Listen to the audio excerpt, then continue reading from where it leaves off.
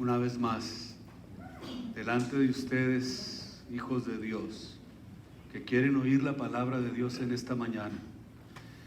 Y vamos a prepararnos para continuar con nuestra enseñanza del libro de Génesis. No, ¿qué estamos estudiando? No, ¿verdad? Apocalipsis. Estamos ya en el capítulo 16 del libro de Apocalipsis. Vamos a leer del versículo 12 al versículo 14 para que tomen sus asientos.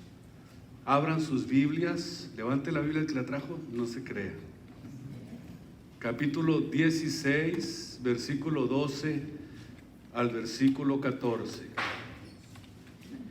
Y estamos hablando precisamente sobre el reino de la bestia en nuestra segunda etapa. Y el sexto ángel derramó su copa sobre el gran río Éufrates, y el agua de él se secó para que fuese preparado el camino de los reyes del oriente. Y vi salir de la boca del dragón, de la boca de la bestia y de la boca del falso profeta 3 espíritus inmundos, perversos, malvados, diabólicos, a manera de ranas, porque son espíritus de demonios que hacen señales para ir a los reyes de la tierra y de todo el mundo, para congregarlos para la batalla de aquel gran día del Dios Todopoderoso. Demos gracias a Dios Padre Celestial. Muchas gracias por tu palabra. Ahora te ruego que edifiques tu iglesia, que tu obra continúe, Señor, hasta el día de tu venida, que ya está muy, muy cercana. Prepara nuestras vidas y nuestros corazones en esta mañana para oír tu palabra. En el nombre de Jesús. Amén, amén y amén. Muchas gracias. Yo estoy muy agradecido con Dios en esta mañana. Tomen sus lugares. Y hablábamos precisamente en nuestro mensaje pasado acerca de esa rebelión contra Dios. Toda esta rebelión, decía, contra Dios, como lo hizo primeramente Lucifer, no es algo nuevo realmente lo que va a pasar aquí. No es algo nuevo, es algo que ya en el pasado ha sucedido. Por eso es que ustedes están viendo en esta etapa en la que estamos viviendo esta gran rebelión en contra de Dios. Todo lo que está sucediendo, leyes en contra de lo que Dios estableció, hablando en contra de lo que la Biblia enseña, y pudiéramos decir tantas cosas que están sucediendo. No es algo nuevo, es algo que en el pasado ya ha sucedido. Por ejemplo, en Ezequiel 28:15 miramos esta primera rebelión que hizo Lucifer en contra de Dios. Dice: perfecto eras en todos tus caminos, desde el día que fuiste creado hasta que se encontró o se halló en ti maldad. Cuando entró esta maldad, sigue diciendo Ezequiel que se rebeló contra Dios, quiso subir al nivel de Dios. ¿No les recuerda algo que sucedió con la Torre de Babel? ¿Cuál era la idea? Subir a la medida de Dios, hacerse un hombre y ponerse a la medida de Dios. Quiere decir que lo que sucedió en la Torre de Babel fue algo que ya Lucifer en el pasado había intentado hacer en contra de Dios. Este levantamiento en contra de Dios. Y esto también, lo confirma el profeta Isaías en el versículo 13 del capítulo 14, donde vemos esta confirmación de este levantamiento de Lucifer en contra de Dios, pero de acuerdo a Isaías 14, fue derrocado por Dios. Vean ustedes la intención. Estamos hablando de lo mismo que sucedió en Ezequiel 28. Comienza diciendo: tú que decías en tu corazón, hablando de Lucifer, Dijiste, subiré al cielo, en lo alto, junto a las estrellas de Dios, o junto al reino espiritual de Dios, junto con sus ángeles, ensalzaré mi solio. Y en el monte del testimonio me sentaré a los lados del aquilón. Sobre las alturas de las nubes subiré. O sea, era una intención y un acto de abajo hacia arriba y querer sublevarse y ser semejante a Dios. Más que dice el versículo 15, Satanás fue derribado de su intención, de su levantamiento en contra de Dios. Es muy importante que me vayan siguiendo porque exactamente decíamos cuál era la intención de la guerra de Armagedón, qué intención tiene, cuál es el fin. Vemos entonces que este levantamiento en contra de Dios, por lo menos, está descrito claramente en la Biblia porque Satanás tenía esa intención. Y Dios, vemos que después del diluvio, Dios le dio una orden a toda esta nueva generación, después de que acabó con esta generación. Les dijo que fueran esparcidos y repoblaran el mundo. Sin embargo, en el capítulo 11 del libro de Génesis encontramos que un hombre llamado Nimrod, y que es considerado el primer rebelde de la historia de la Biblia y la historia de lo que la Biblia enseña y de la historia bíblica. Después de que Lucifer reunió a todo este pueblo y les dice todo lo contrario a lo que Dios ya les había ordenado, y lejos de expandirse y de propagarse, hicieron absolutamente todo lo contrario. Por eso cuando encontramos esto, vemos que exactamente este mismo sistema está funcionando, está acomodándose, llevándose a cabo en la etapa en la que estamos viviendo. En Génesis 11:4 vemos que desde el principio este deseo de querer concentrarse en un solo lugar, escuchen, esto es muy importante que lo podamos nosotros asimilar de acuerdo a lo que la palabra de Dios nos enseña. En esta porción vemos que cuando ellos dijeron edifiquemos una ciudad y una torre cuya cúspide llegue hasta el cielo para que fueran reconocidos y de alguna manera subirse aparentemente al nivel de Dios. Y desde el principio vemos este deseo de querer concentrarse en un solo lugar. Escuchen, no es algo nuevo. Para formar una torre, que significa una sola religión, una sola ciudad, un solo gobierno. Vemos entonces que el deseo de estar juntos, Dios lo reprueba y que todos tengan lo mismo. Dios no quería que el ser humano se uniera, Dios quería que el ser humano se esparciera por todo el mundo. Ni tampoco fue la intención de Dios, tampoco que se reunieran en un solo lugar. A lo mejor dices, ¿por qué? ¿Cuál es la razón? Porque Dios vio el impresionante potencial de maldad que existe cuando los seres humanos se quieren concentrar en uno solo. Para poder lograrlo está envuelta la perversidad, está envuelta la inmoralidad, la rebelión contra Dios, porque es exactamente en contra de lo que Dios quiere hacer.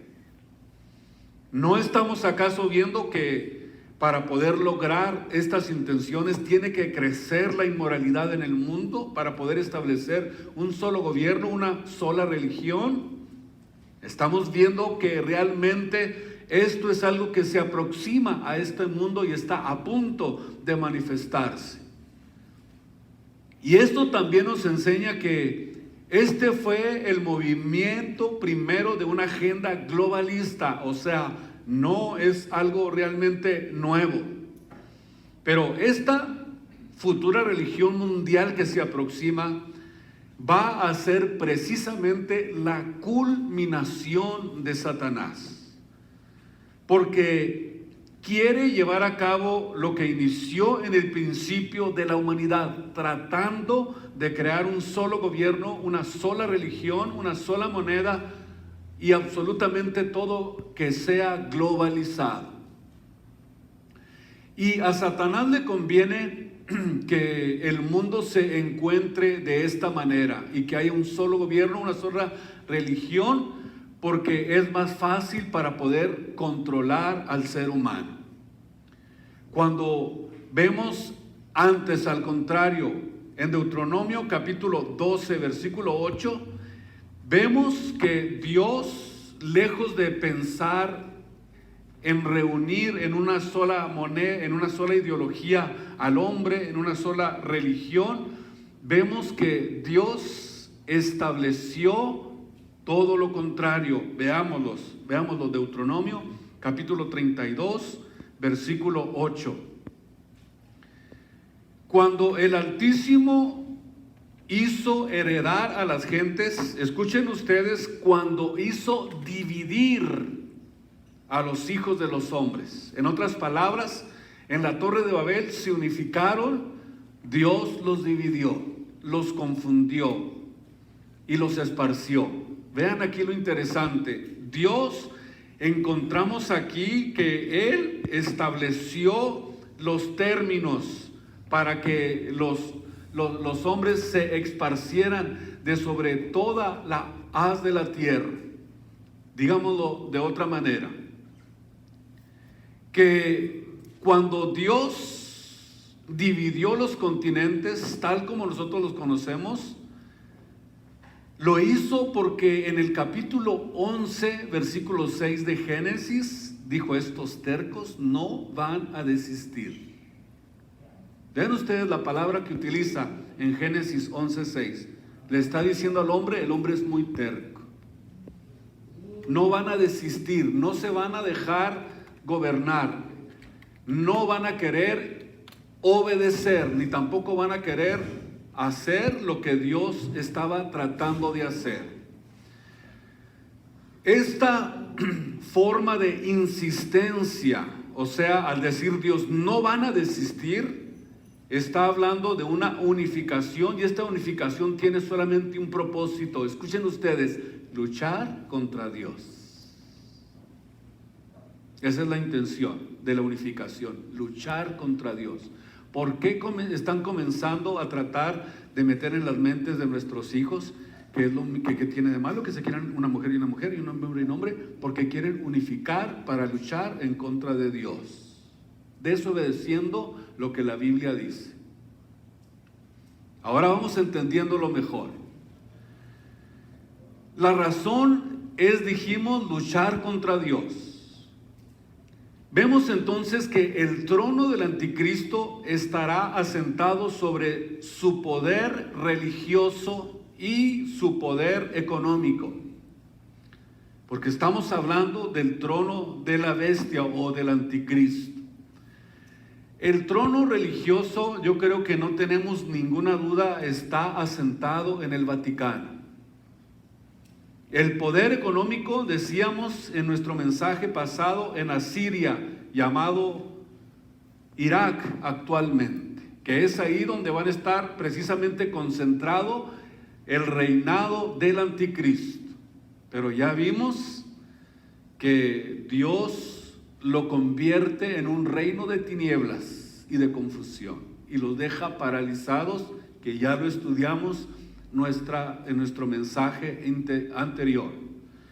¿Cómo podemos darnos cuenta que se trata efectivamente de un centro económico donde va a estar asentado este trono?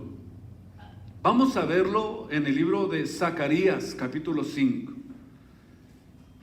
Vamos a leer del versículo 5 en adelante, para tener una idea más clara de ese lugar geográfico y específico donde va a estar concentrado el poder económico. Como les decía, el poder religioso, ya sabemos dónde está sentado, porque la Biblia lo describe en Apocalipsis 17, y en ese capítulo nos vamos a deleitar. Van a ver ustedes lo impresionante que va a estar ese capítulo 17 cuando entremos a él.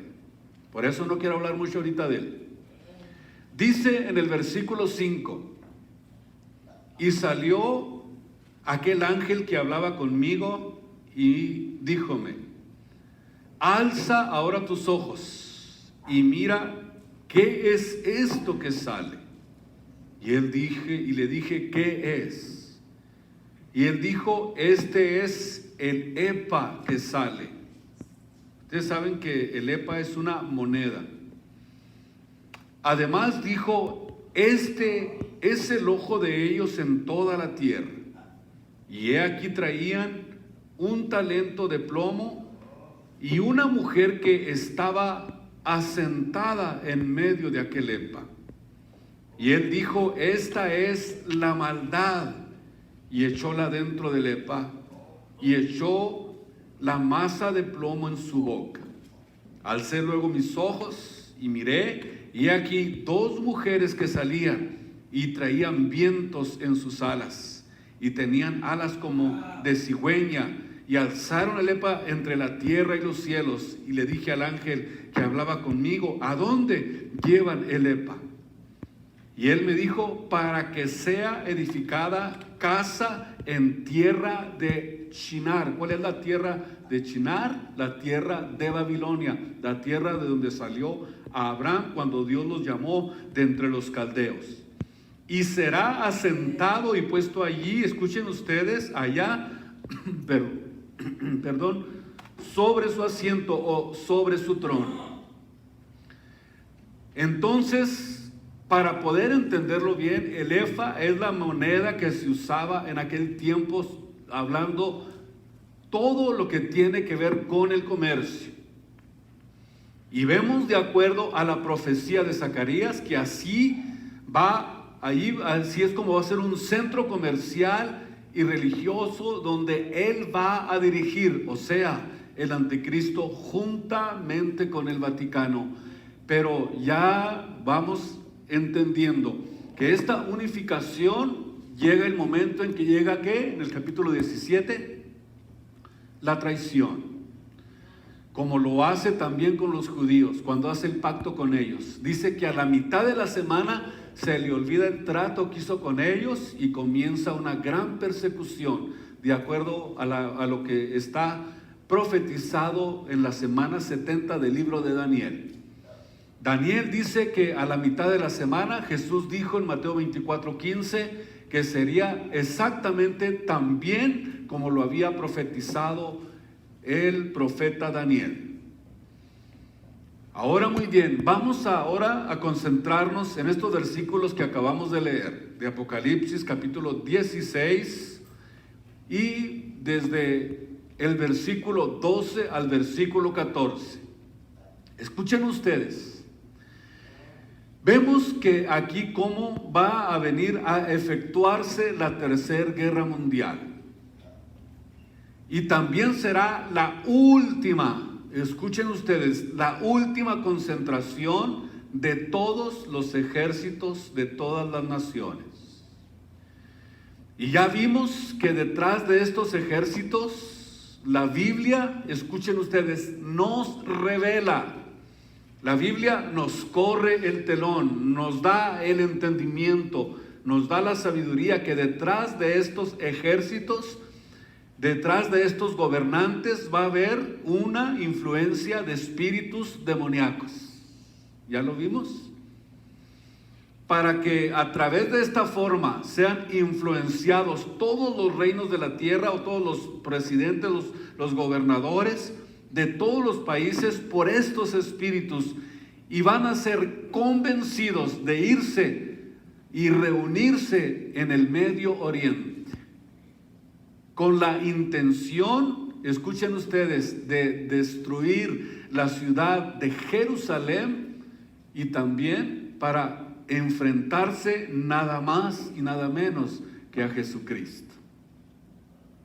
Por eso les decía No es nada nuevo en la Biblia ver este tipo de rebelión en contra de Dios. Este levantamiento no es nada extraño encontrarlo nosotros en la palabra de Dios. ¿Por qué? Porque miramos precisamente esto. ¿Y qué es lo que pasa? Que Satanás es especialista en unir un malo con otro malo. O sea, como que lo semejante atrae a lo semejante. Como dice el salmista, un abismo atrae otro abismo. Si estás amargado, atraes a los amargados. Si andas buscando atraer una varón o una mujer, de alguna manera atraes a alguien que ande buscando la forma de solamente llegar al acto de la fornicación. Esto es precisamente algo que está revelado aquí en la Biblia de una forma maravillosa. Un hijo que ama a Dios atrae solamente a aquellos que aman a Dios. Pero si tú quieres atraer a alguien con tu cuerpo, con tu forma de vida, con la forma de comportarte, ¿qué es lo que vas a traer? Vas a traer a alguien que tenga ese mismo espíritu. Y estos países, de acuerdo a la Biblia, van a ser guiados y van a ser influenciados por espíritus demoníacos. A lo mejor ustedes dirán, ¿qué tiene que ver esto que les acabo de decir con lo que está sucediendo en el mundo? Vamos a verlo. Vemos que estos espíritus demoníacos los hacen que se reúnan en ese lugar en particular, geográficamente hablando, un punto específico donde se van a reunir. Y ya entendemos que la respuesta es impedir la segunda venida del Mesías, de Jesucristo. Esta es la razón principal, y la razón es porque la venida de Cristo, escuchen ustedes, va a destruir completamente su reino. Díganme si no. Y la Biblia dice que el diablo anda en la etapa final desesperado, porque dice la Biblia que sabe que que le queda poco tiempo. O sea que en la recta final Satanás va a lanzarse en contra de la humanidad para tratar de destruirla, para tratar de acabar con la humanidad y que nadie sea salvo. Pero ya entendemos que mientras la iglesia de Jesucristo esté aquí en la tierra, Él no podrá contra la iglesia del Señor. ¿Por qué? Porque le va a dar coces al aguijón. La iglesia de Cristo tiene la marca, el poder del Espíritu Santo en sus vidas, la marca de Jesús, y no podrá dañarnos. Y nada, dijo Jesús, que venga en contra de ustedes los podrá dañar, porque la sangre de Cristo responde por nosotros. Bendito el nombre poderoso de Jesucristo. Antes, al contrario, ¿saben ustedes que cuando Cristo venga en ese momento, en el tiempo en que están preparados para destruir a Dios en la guerra del Armagedón, de acuerdo a Apocalipsis capítulo 20, del 1 al 3, vemos que Satanás será atado y va a ser arrojado al abismo? Escuchen ustedes, no al lago de fuego, por 1000 años. Vemos entonces que aquí Dios le quita su reino para que nosotros podamos, escuchen ustedes, qué precioso, reinar con Jesucristo por 1000 años. Ahí no más. Por eso amamos a Cristo. Establece su reino milenial. Pero Satanás está tratando ahorita hacer caos, hacer confusión, hacer guerras, levantar el pueblo de Dios contra el gobierno, alterar el orden, dijéramos un relajamiento total de la autoridad. Y detrás de todo esto está el espíritu de iniquidad, de acuerdo a 2 de Tesalonicenses 2:8.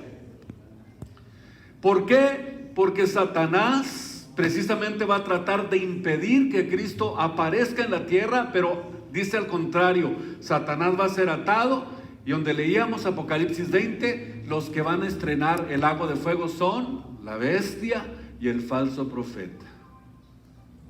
No sé si lo leyeron, Apocalipsis 20. Son los que van a estrenar el lago de fuego, y después de 1000 años va a caer ahí nada más y nada menos que ¿quién? Satanás, Lucifer, y les va a llevar agua de horchata al anticristo y al falso profeta para que se refresque. Increíble, qué preciosa es la Biblia, qué preciosa es la palabra de Dios. Así que vemos entonces exactamente lo que va a suceder en esa confrontación, en ese momento. Entonces dice Tesalonicenses que todo este espíritu de iniquidad es el que está obrando ahora, en este momento, ahorita, de este relajamiento de la autoridad, que el asesino tiene más derechos que el asesinado, que tienen más derechos la ilegalidad que la legalidad, el pueblo contra el gobierno, se altera el orden. Vemos que detrás de esto está ese espíritu de iniquidad. La palabra iniquidad, anomos, que viene del griego y significa que no hay ley, sin ley.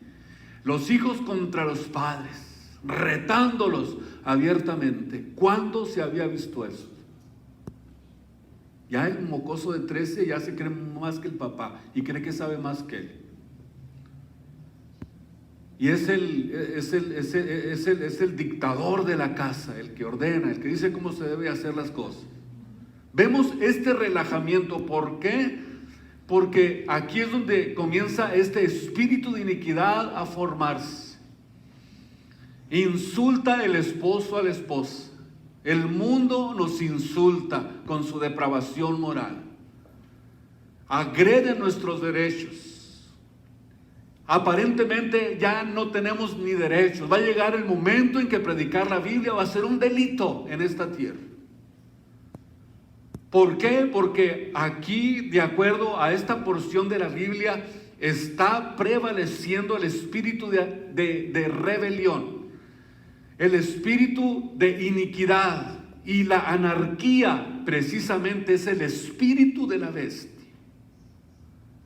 Y ahora entendemos por qué razón todo se está acomodando de una forma excelente. ¿Por qué? Porque este tipo de anarquía, este tipo de sistema es el espíritu de la bestia, del espíritu de iniquidad que ya está obrando. Y dice Tesalonicenses que es el espíritu que culminará con el levantamiento del anticristo. Si lo leen completo esa porción. Decíamos que son 3 espíritus inmundos a maneras de ranas, y van a actuar con toda la astucia que su naturaleza maligna les puede permitir.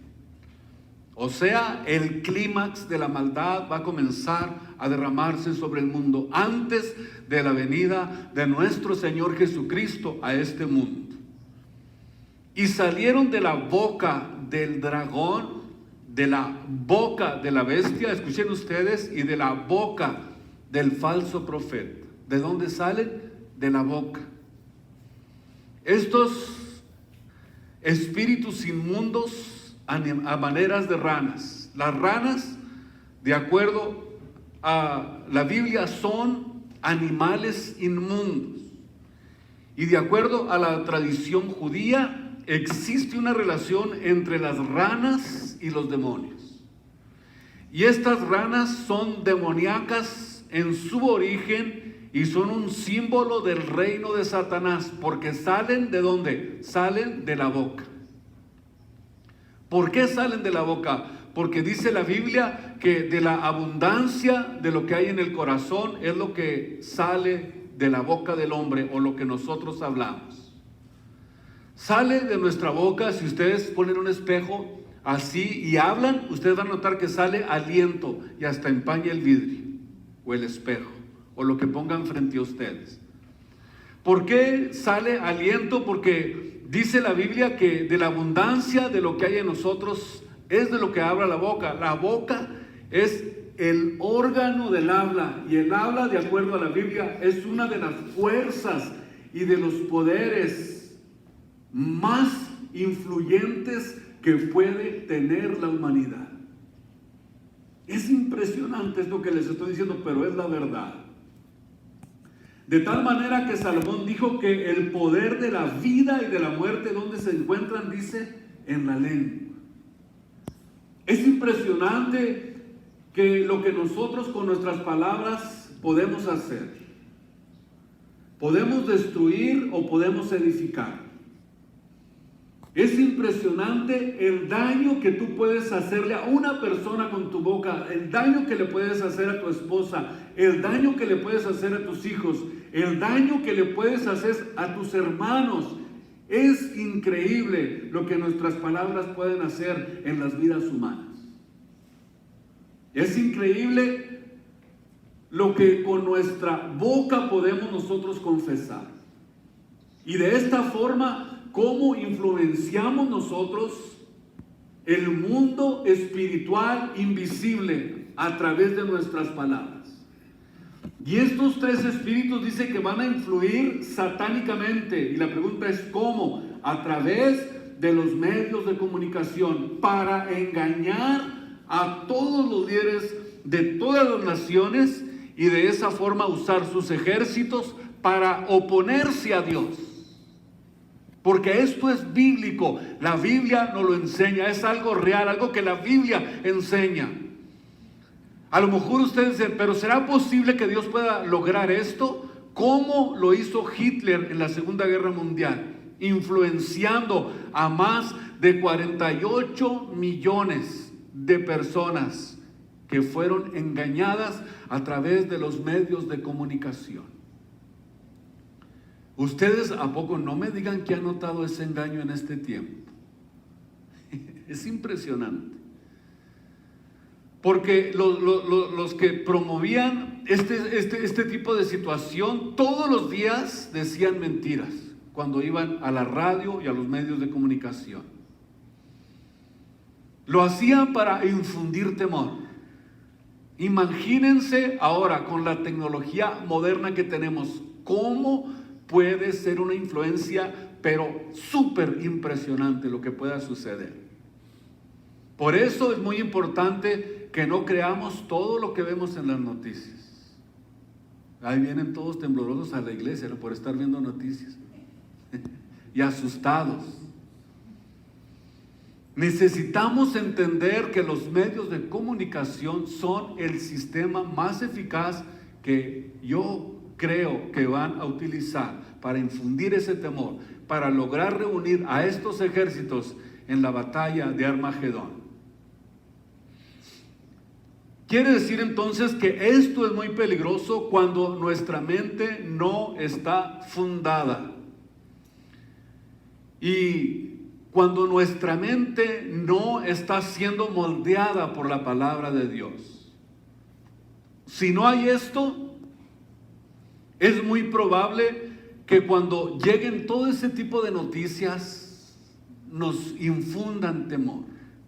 Si no estamos preparados nosotros como hijos de Dios para oír ese tipo de noticias, porque tenemos a nosotros el conocimiento de la Biblia que es superior a lo que el mundo pueda decir, porque conocemos la profecía. Por eso decía que el que no conoce la profecía está en un riesgo. Decía en mi mensaje pasado, tenemos nosotros que estar al día, no de las noticias, sino de lo que dicen las buenas nuevas. Aquellas son puras malas noticias, ni las ve. Aquí hay buenas nuevas, dice la Biblia. Aquí hay puras buenas noticias, la palabra de Dios. Y la palabra profética debe de estar en nosotros. Entonces el falso profeta va a ser el ministro de propaganda del anticristo. Vamos a verlo en el libro de Apocalipsis capítulo 13. Así como Hitler tenía su ministro de propaganda para influenciar, mintiendo todos los días en los medios de comunicación, el anticristo también tiene, escuchen ustedes, su ministro de propaganda. Apocalipsis capítulo 13, versículo 11. Después vi a otra bestia que subía de la tierra. ¿Quién es? El falso profeta. Y tenía 2 cuernos semejantes a los de un cordero, pero hablaba como dragón. O sea, vean ustedes un impresionante contraste. No hay cosa que cause más engaño que el diablo utilizando la Biblia, como lo hizo en Mateo 4. No es nada extraño.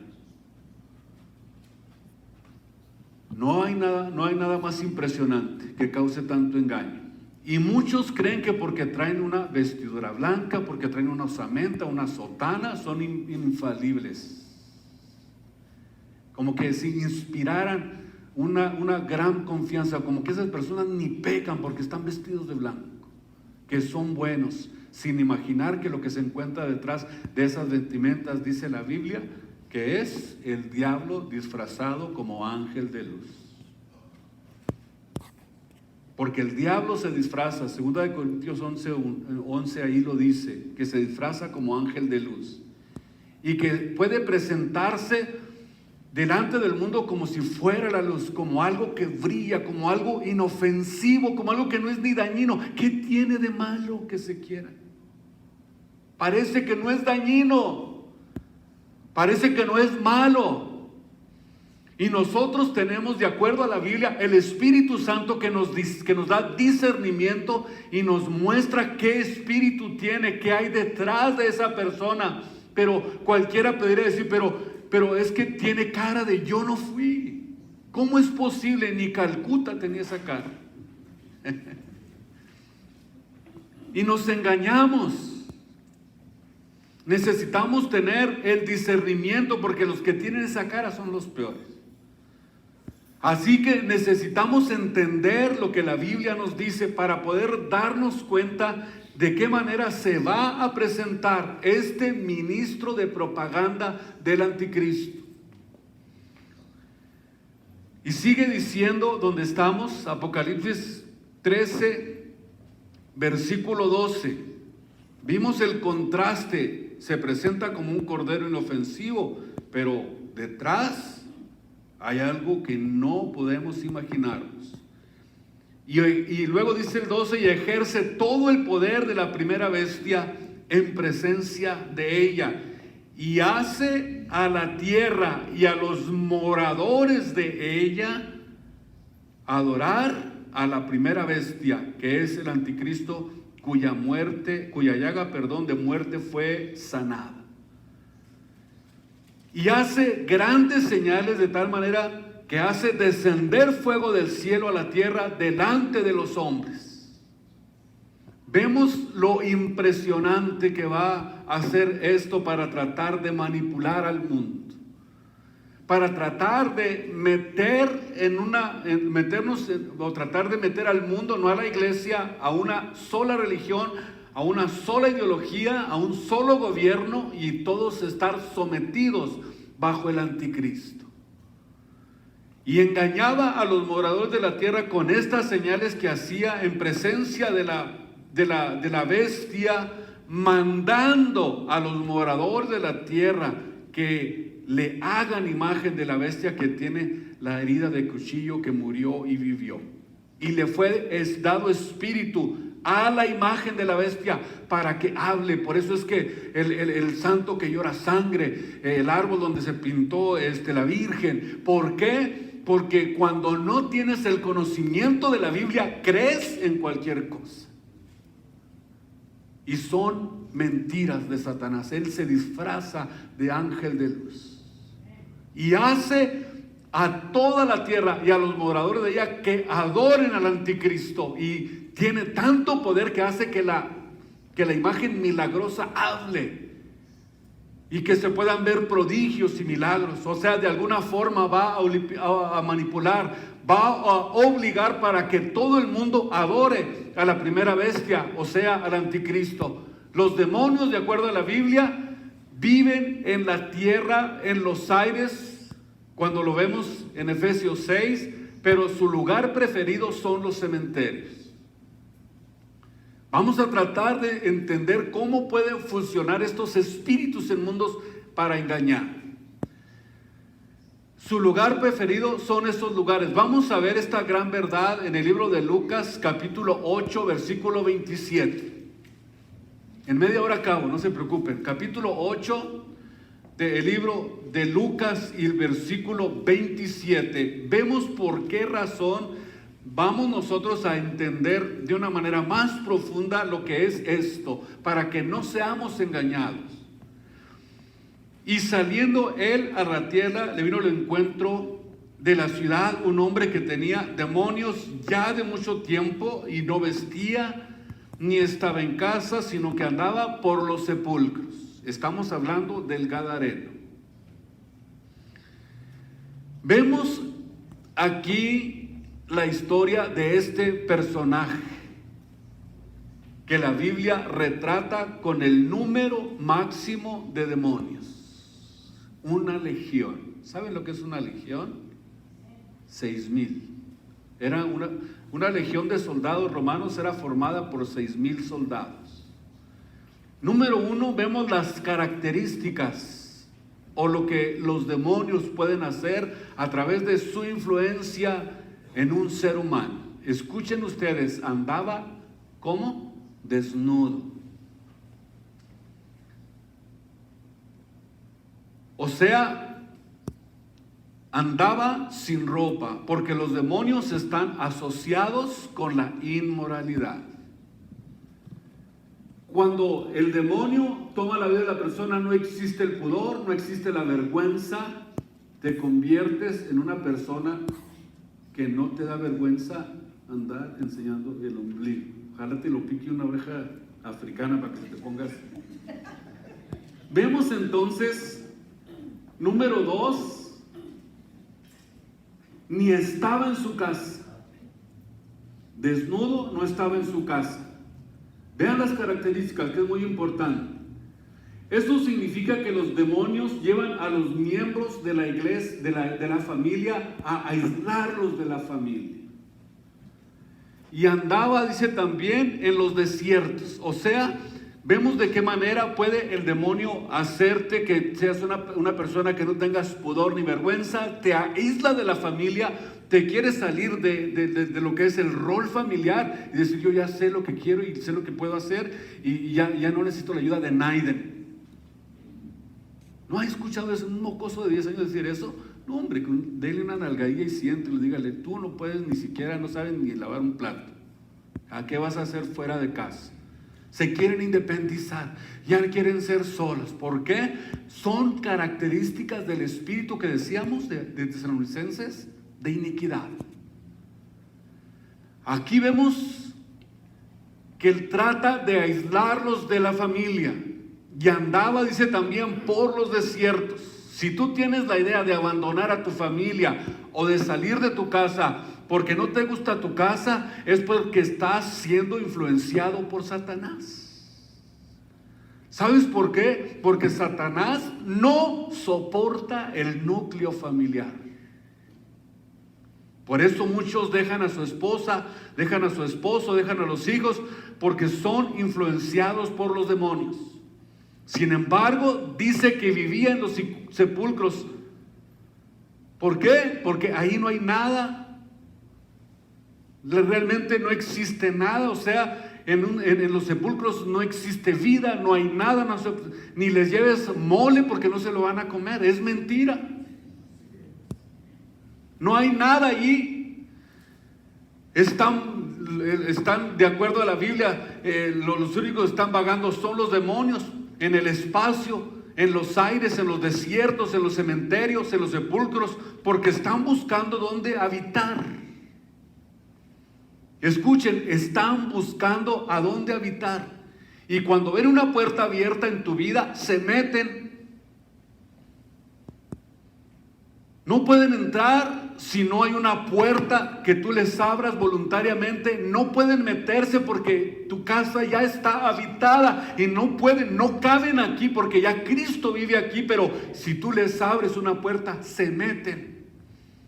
Y como dijo Cristo, vino más bien dicho, cuando Cristo vino a nuestra vida, ¿qué hizo? Limpió, ordenó nuestra casa, nuestro cuerpo, lo hizo su casa, lo hizo su morada, y ahora Él habita aquí y la casa ahora está ordenada. Pero en el libro de Lucas, donde estamos en el capítulo 11, del versículo 24 al versículo 26, encontramos esto: que cuando el espíritu inmundo sale del hombre, anda en lugares secos, escuchen, buscando reposo. Cuando entró Cristo, los espíritus inmundos salieron y entró Cristo y ordenó nuestra casa. Pero dice que cuando salen, andan buscando lugares secos, donde vemos que de alguna forma los demonios, según el versículo 24, se meten a un cuerpo humano y descansan. Increíble, ¿no? Reposan. Porque ellos perdieron su cuerpo en alguna época de la historia, en el pasado, y andan buscando reposo, y no hallándolo, dice: voy a volver a mi casa. Qué cínicos, ¿verdad? Dice: voy a llegar a la casa donde me echaron. Pero si viene y haya la puerta abierta, se mete.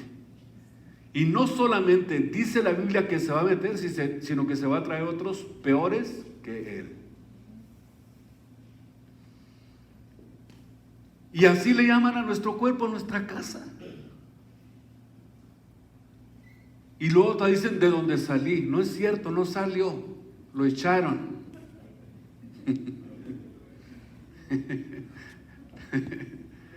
Al diablo, si no lo echas, no se vaya saliendo, ¿verdad? ¿Cómo no? Pero de acuerdo al versículo 25 y 26, entra nuevamente y trae a otros 7 compas peores que él. El que se fue antes era nomás borracho, parrandero, jugador. El otro que viene es un matón. Y luego son 7. ¿El otro qué es? El otro es un drogadicto. Imagínense todo lo que puede acarrear después de que Dios haya salvado tu vida. Dejar que entre nuevamente, ¿cómo irá a ser tu vida? Va a ser 7 veces peor que al principio. Porque también vemos que aquí hay, de alguna manera, niveles de maldad y de perversidad entre los espíritus. O sea, al decir que son 7 veces peores, que él está hablando de 7 veces peores unos que otros, y su estado será peor que al principio. Si después de haber conocido, haber vivido, haber entendido la verdad y regresas a tu estilo de vida pasado, vives 7 veces peor que antes. Te va a costar 7 veces más volver a sentir el deseo de adorar, de leer la Biblia, de congregarte, de glorificar a Dios, de exaltar su nombre. ¿Por qué? Porque perdiste. Y para levantarte te va a costar muchísimo. Te va a costar 7 veces más. Por eso muchos se rinden a la mitad del camino y quieren y desean, pero no lo pueden alcanzar porque no saben cómo pelear en contra de esos espíritus. Y solamente levantándote con el poder de Dios y la determinación y con la unción de tu espíritu, del Espíritu Santo, que vas a poder lograr levantarte y salir adelante en el nombre de Jesucristo. Por eso muchos están patinando y patinando, patinando y patinando, y no pueden dejar el vicio, no pueden dejar lo que están haciendo, porque tu vida ya cambió, no es igual que al principio. Gloria a su santo nombre. ¿Cuánto le dan gloria a Dios por eso? Va a ser 7 veces más difícil volver a experimentar a Dios en tu vida y en tu espíritu, y que te cueste más dejar los vicios. No podemos jugar con el pecado. El único poder que tenemos en contra de los demonios es la santidad, nada más. No hay ninguna otra protección. Ni el escapulario, ni el agua bendita, ni los fetiches, ni los amuletos, nada de eso es la santidad. Al contrario, si lo resistimos en santidad, dice el libro de Santiago, capítulo 4, ¿qué es lo que va a hacer? No se va a ir, ¿va a qué? A huir. Santiago 4:8 creo, ¿verdad? ¿Y qué dice la Biblia? Ninguna arma forjada prosperará contra nosotros, porque Él está con nosotros como poderoso gigante. El que habita al abrigo del Altísimo morará bajo la sombra del Omnipotente. Diré yo a Dios: Señor mío y Dios mío, mi esperanza, en Él confiaré. Levántate en esta mañana, que Él quiere levantar tu vida. Él quiere hacer algo nuevo en tu vida y en tu corazón. En esta preciosa hora, en el nombre de Jesús, pónganse de pie. Vénganse corriendo para acá.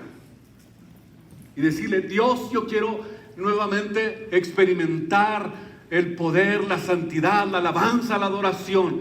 Y yo declaro en esta preciosa mañana que Cristo me levanta. Practica la santidad y va a huir de ti el destruidor, el tentador, en el nombre de Jesús. Vénganse para acá, vamos a adorar a Dios, vamos a pedirle que nos ayude, que nos fortalezca, que nos dé fuerzas para poder seguir adelante. Si de alguna manera estás luchando para poder levantarte y poder seguir hacia adelante, este es el momento. Si hoy escuchas su voz, no endurezcas tu corazón. No lo endurezcas, es hoy, no cuando tú quieras, es hoy. Hoy es el día de salvación, es el día en el que Dios quiere levantarte. Dios quiere sacarte de ese anonimato, de esa falta de fe, de esa falta de poder, de esa falta de ánimo para servir a Jesucristo. Él quiere hacerlo en esta mañana. Él quiere tocar tu vida. Él quiere poner un nuevo espíritu. Puedes decirle: renueva espíritu dentro de mí. No quites, Señor, como le dijo David, de mí tu Santo Espíritu. No lo quites.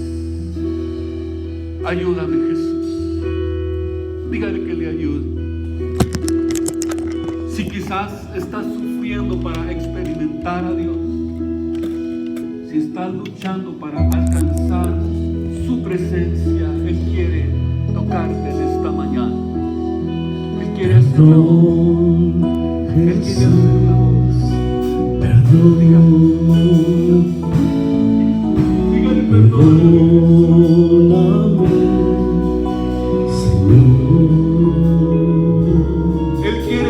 Yo sé que débil fui, Sí. y te lastimé.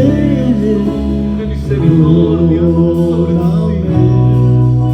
Señor. obra de Dios en esta mañana. Perdón, Jesús. Glorioso Perdóname. Él quiere perdonar tu vida. Él quiere fortalecer Yo sé esta que mañana. débil fui y te lastimé. Perdóname, Señor. Mas hoy en tu misericordia quiero descansar. Sé que tu sangre me puede limpiar. Con arrepentimiento de mi corazón, y yo te pido perdón, sí, Señor. Mas hoy en tu misericordia quiero descansar. Sé que tu sangre me puede limpiar. Con arrepentimiento de mi corazón, y yo te pido perdón. Perdón, Jesús. Perdón. Perdóname, Señor. Yo sé que debí